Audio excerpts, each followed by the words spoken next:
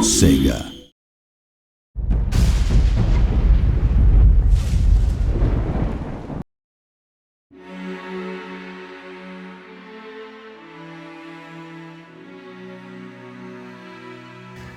It was very important for us this time in Conduit to be a lot less linear in our level progression. It felt like a lot of corridors, and it was all set in Washington, D.C., which was great because it was iconic. People could pick up on it right away. They might recognize things from movies and that sort of thing.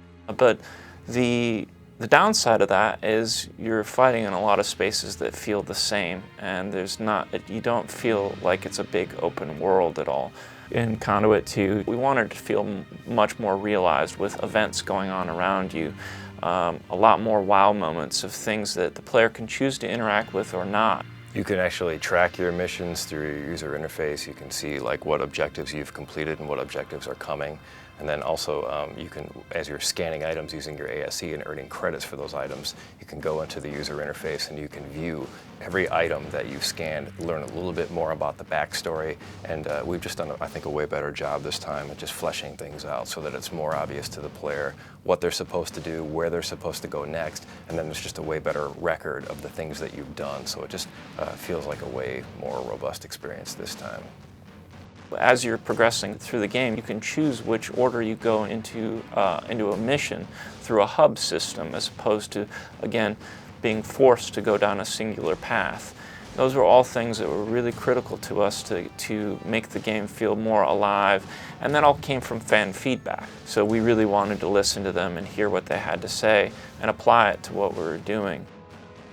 Mr. Ford's suit has definitely been upgraded from the first game, and as the player starts off, you'll see that you are using the suit from the last game, but in the new game, there's actually a really dramatic sequence where Mr. Ford's suit becomes upgraded, and then after doing that, what can happen is you can go in and modify your suit to let yourself jump higher, run faster, take more damage, and it just makes it so it's not just a visual upgrade, but there's also some actual gameplay enhancements this time, which is a really big feature change between the Conduits 1 and 2 that we're really happy about. Conduit 2 has a great deal of customization. First game we had some customization of control and HUD. We extend that even further. We even have a great deal of customization of the character, so you can change out your avatar in multiplayer. All of the component pieces of that avatar, each of them have over 20 modular pieces with a primary and secondary color. You can go in and tweak out your stats. So you have a lot of modifiers, such as being able to run longer or shoot better with certain types of weapons. And it allows for a great deal of variety and allows players to play how they want to play. Glitching and hacking is a real problem with any online game.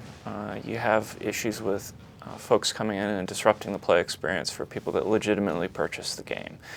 We're very cognizant of that, and we wanted to make sure that the play experience was as good as possible for the people that want to have a great experience.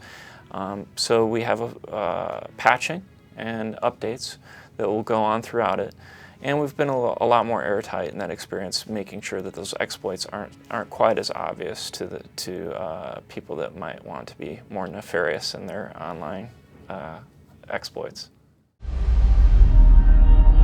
Best of luck to you and your little